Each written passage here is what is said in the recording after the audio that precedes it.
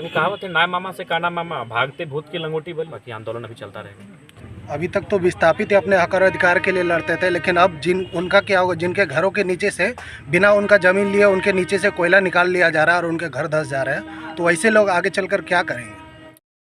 मुआवजे को लेकर देखिए, मुआवजा की बातचीत तो लगभग कल भी हुई थी और इसमें विभिन्न जो मजदूर यूनियन है, जिसमें हमारा भी BAKMS के उनके भी साथी लोग थे और प्रत्येक परिवार को 20 लाख मुआवजा का बात हो चुका है। लेकिन हम लोग अभी चूँकि जिस विषय में आए थे, ये परिवार उस मीटिंग में उपस्थित नहीं हो पाया था।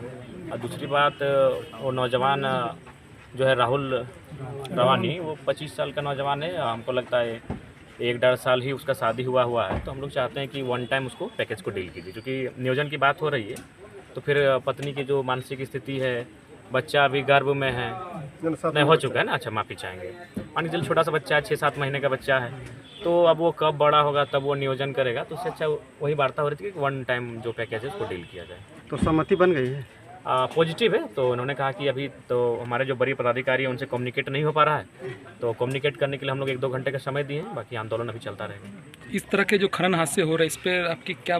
देखिए, इसमें सरकार को चेतना चाहिए। इसमें एक विधायक, एक सांसद के विषय का बस नहीं है। सरकार को पॉलिसी बनानी चाहिए, फिर पॉलिसियाँ जो चल रही है उनको कठोरतापूर्वक लागू करवानी चाहिए। और पॉलिसियाँ तो चल ही रही है कि खनन कैसे करना चाहिए, उसका सीढ़ीनुमा रहेगा कि किस टाइप से आपका मिट्टी को काटेंगे, किस टाइप से पत्थरों को काटेंगे, सारी चीज़ें आपका तमाम जो एक्ट हैं, रूल्स हैं, उनमें वर्णित है। लेकिन उनको धज्जियाँ उड़ाते हैं, जिस कारण लोगों को अपनी जान गंवानी पड़ती है।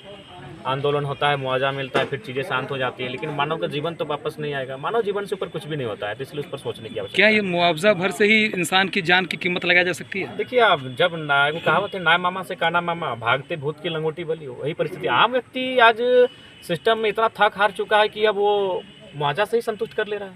अब उसमें वो साहस और जान बचाने को बड़ी क्रांति लाएगा।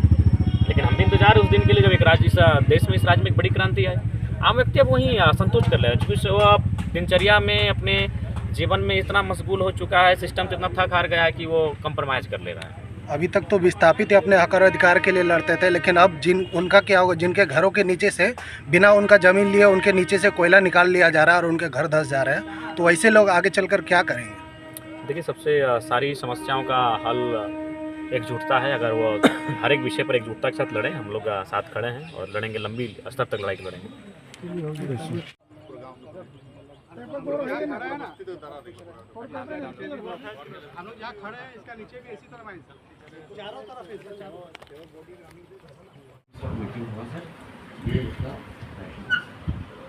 मिनट्स में भी बंद बनवाए हैं,